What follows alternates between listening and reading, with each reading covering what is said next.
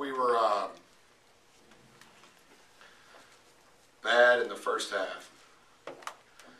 Low energy, low execution.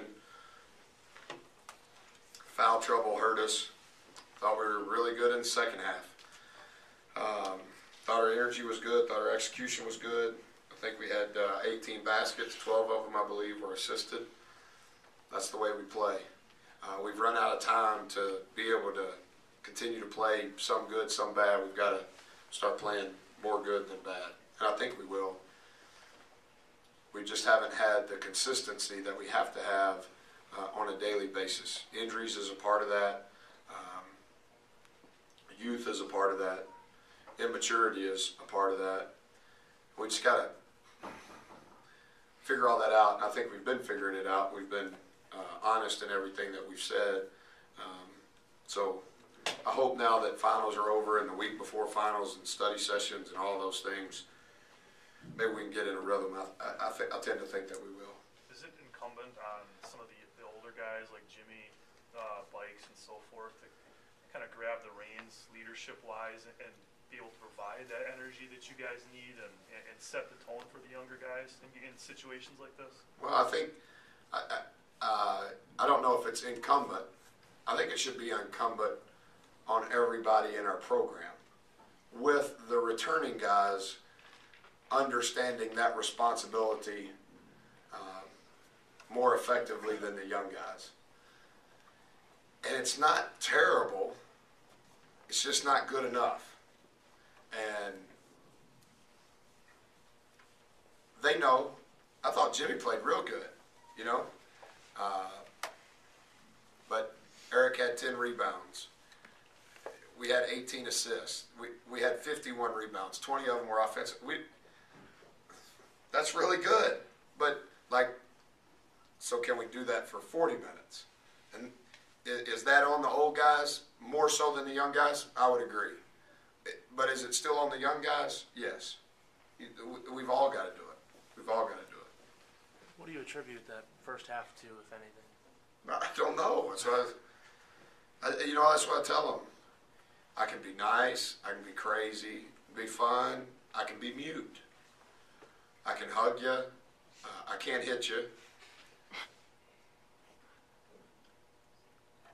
But how can I help you? And it's like they know, and I think that's part of it. I think once you figure out the problem and everybody understands that we've got to solve the problem, at least knowing what the problem is helps. It's not like they're in denial. They know it. They feel it. We're an instinct group, an instinctive team. But the reason why, I don't know. Was when you came out of the locker room at halftime, you guys were early, you didn't have your coat on. Is that one of those situations, just kind of throw your hands up and Yeah, well, at that point, or? No, I've been trying to figure it out. You know, I thought we were pretty good in the first half against Wisconsin. I thought we were average at best in the second half. Why did they get 12 offensive rebounds? Because we were just average. Are they good at doing that? Yes, not taking that away. But I always take my coat off. But what I told them at halftime is what I'm telling you guys. I can't figure this out. And I really want to figure it out. So I don't have nothing else to say. Let's go. I mean, but then it's, I guess I said something and helped them figure it out. That's what I said. That's silly. Is there anything about when a team comes in 0-11 that maybe players get a mindset we should be dominating right from the get-go? That's what I asked. I asked Jimmy that after Jimmy was done playing while the game was still going on. Like, what do you think? I mean, I talked to those guys just as candid as I talked to you guys. And maybe sometimes that's not the right approach, you know? I'm constantly real no matter my locale and no matter the audience. But they're all real from this point, so we'll figure it out. Did Jimmy say yes or no when you asked him? I don't know, Coach. I understand what you're saying. Who in the hell knows? You know what I mean? And that's what I'm saying, CJ. It's not like it's a mystery. Like we talk about this, and we just got to figure it out. And I think we're closer to figuring it out than we have been. But finals are over. So the first semester's over, and now we gotta figure it out. As a coach, is this the longest that you've waited for a team to kind of gel and try to figure this stuff out? Because I mean, you're a few games away from West Virginia. That's right around the corner to start a Big East play. Well, I've been trying to figure it out. It's not that I haven't been. It's just the inconsistency in, is this guy hurt? Is this guy in foul trouble? Is this guy's mind engaged in what we're supposed to be doing? Et cetera, et cetera. It's not that I haven't been. I have been. We all have been. Not saying that it's just me figuring it out. It's all of us figuring it out. But so in the second half, we outscore them by 17. In the first half, we outscore them by 12. Did it feel to you, watching the game,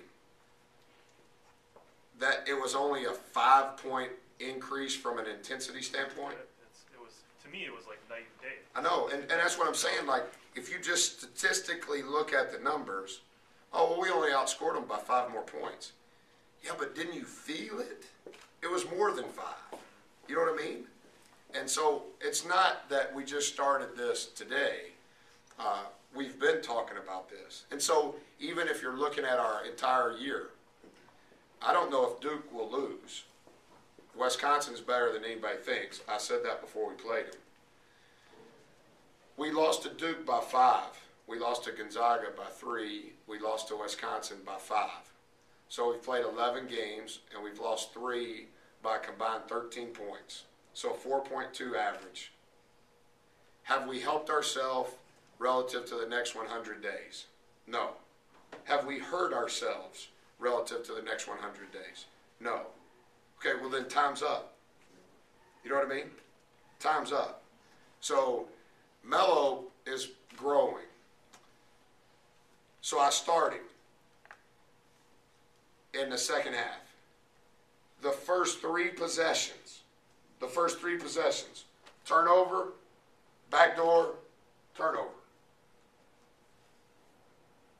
Then he plays whenever he plays the next time I put him in, and he finishes with his career high.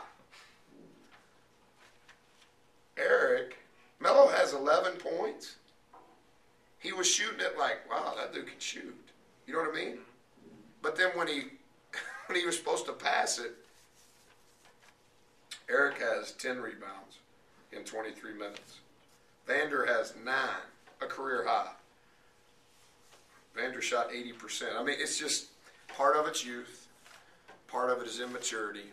Part of it is it the competition? I don't think so. I think it's a compilation of all of that. And my point is that's over. Are we going to lose some games the rest of the year? Yes.